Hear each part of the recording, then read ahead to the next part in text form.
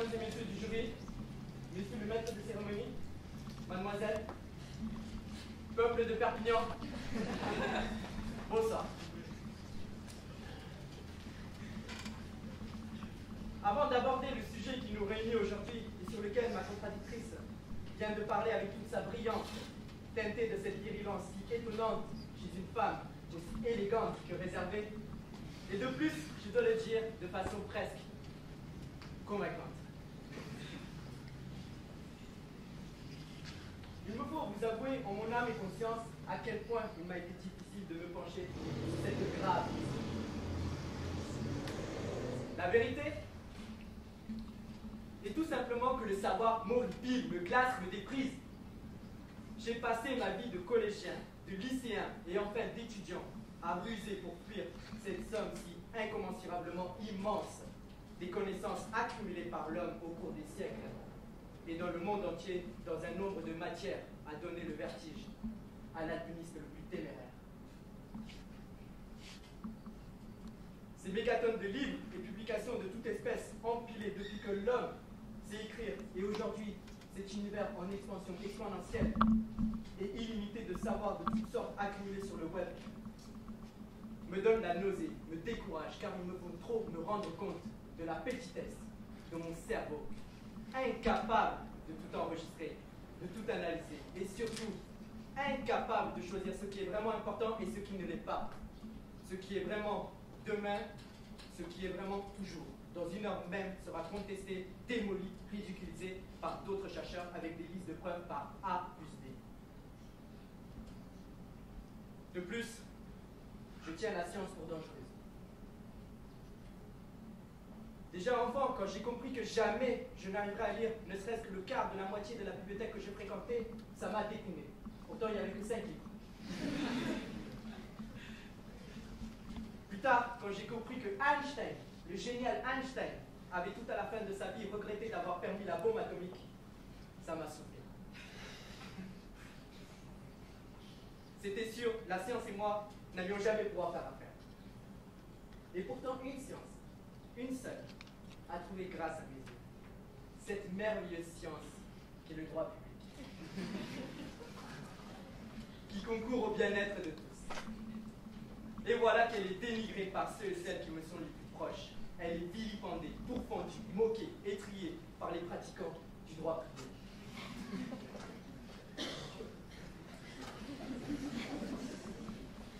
J'aurais mieux fait de faire éboueur ou masseur ou encore coiffeur. Au moins, personne n'aurait eu l'idée de critiquer mon art. Au contraire, on m'aurait remercié pour l'utilité d'un métier quasi indispensable, d'un métier humanitaire, pour lequel il n'est nul besoin d'accumuler des connaissances théoriques, scientifiques, académiques, soporiques.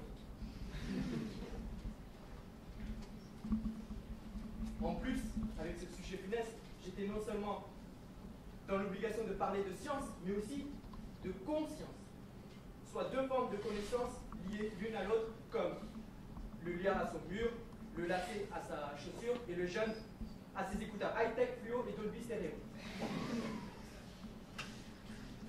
Car, en effet, si la science est la connaissance, la conscience est la connaissance que l'homme a de sa faculté à connaître sa propre réalité et à la juger. C'est comme le serpent qui se mord la queue, le poisson dans sa cage, l'écureuil dans son bocal. Ouais, merci. Sans parler de l'inconscient, ce magma inconnu qui nous habite en profondeur et qui nous pousse à agir souvent malgré nous, en dépit de notre conscience et de notre volonté, ce qui nous amène à dire des lapsus embarrassants, à faire des actes manqués et irréparables, à nous révéler aux autres alors qu'on voudrait se cacher. Sans parler non plus de l'inconscience, qui fait qu'au lieu d'aller à la BU déterminé à réviser pour une fois mes examens, je me retrouve au final à prendre un café pendant 3 heures avec un ami. Et le subconscient, le moi, le surmoi, le ça et tout le tintouin qui faut la misère des névrosés et la richesse des psys. Comment articuler tout ça avec une chose aussi abstraite et atterrée que l'art? Car bien évidemment, jamais deux malheurs sans trois. Voilà qu'en plus, je devais parler de l'âme. Moi, Jocelyn Ziegler, parler de l'âme. Moi, Jocelyn Ziegler, parler de ce principe spirituel de l'homme conçu comme séparable du corps immortel et jugé par Dieu. Moi, Jocelyn Ziegler, parler de ce principe de la sensibilité de la pensée. Moi, Jocelyn Ziegler. Non, je m'arrête. Qu'est-ce que j'en savais, moi, de là, sérieusement? Les Indiens d'Amérique disent que si l'on voyage trop vite, notre âme ne peut pas suivre et qu'elle met du temps à nous retrouver. Alors quand moi, enfant, je suis arrivé de l'autre bout du monde en avion supersonique, rien ne me prouve qu'elle me suivit mon âme. Si ça se trouve, elle me cherche encore en Amérique. Elle n'a pas compris que là-bas, ce sont des faux Indiens. Comme en Russie ou en Pampaloune, voire sur la Lune. C'est peut-être pour cela que j'ai du mal à parler de mes états d'âme. Mais en même temps, il m'arrive d'avoir le vague à l'âme. De m'exprimer avec âme et même de craindre de perdre mon âme. La dernière fois que j'ai cru la perdre, c'était à cause de Serena. La plus belle Serena.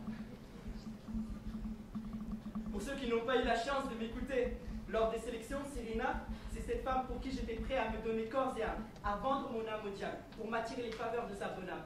Tant je croyais avoir trouvé en elle l'âme sœur, tant elle apportait à ma vie un supplément d'âme. Il a suffi d'un fondant au chocolat, un simple fondant au chocolat. C'était à la café de la Butte. Cependant que j'ai eu le malheur de lui proposer de manger à sa place, n'écoutant que ma grandeur d'âme et ne pensant qu'à épargner sa silhouette, ma foi déjà un peu ronde, pour au final le prendre en pleine tête. Elle a mis fin à notre histoire sans aucun état d'âme et me laissant avec plein de blues à l'âme. Alors comment pouvais-je parler de l'âme? Reste la cerise sur le gâteau, on voulait me faire parler de ruine. Or, tout le monde sait que seuls les riches risquent un jour d'être ruinés. Mais moi, je n'ai rien. Non, rien de rien.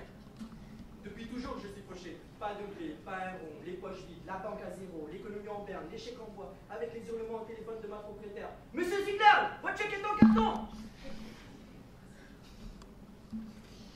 Ça se passe là. C'est vous dire si j'aimerais savoir ce que veut dire ruiner. Parce qu'au moins, avant d'être ruiné, j'aurais connu la richesse. Et il m'en resterait forcément un petit quelque chose en Suisse ou au Banana. Finalement, grâce à tous ces obstacles devant vous analyser face à cette question de rappeler, science sans conscience n'est-elle que ruine de l'âme? Répondre oui comme l'a fait Adeline me paraît bien léger. Car s'il y aurait deux réalités essentielles. Tout d'abord, nous le savons tous, beaucoup de découvertes ont été faites grâce aux recherches. Pour l'armée, comme le téléphone portable, Internet, la chirurgie et j'en passe et des meilleurs.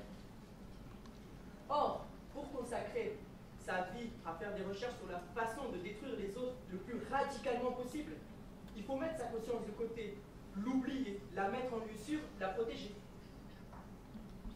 Aussi, le jour où la découverte s'avère fort utile à tout à chacun, on peut la ressortir toute belle, toute propre, telle une colombe sortie du chapeau d'un magicien. Et enfin, il existe toutes sortes de savoirs et de réalités avec plein de bon sens qui ont été découverts sans science, en toute inconscience, par le plus grand des hasards. J'évoque ici, cher jury, cher auditeur, je sais,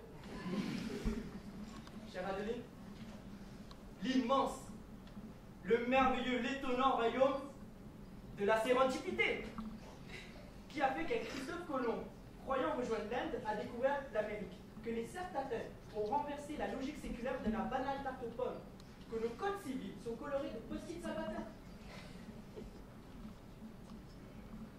D'ores et déjà, sans qu'il soit besoin de continuer cette liste édifiante, il doit vous paraître évident que si l'on peut ainsi découvrir et inventer toutes sortes de bienfaits pour l'humanité à la suite d'un concours de circonstances fortuit dans le cadre d'une recherche concernant un tout autre sujet, si l'on peut œuvrer à la science pour le bienfait de l'humanité en toute inconscience, alors non, la science sans conscience ne peut pas, et définitivement pas, être ruine de l'âme.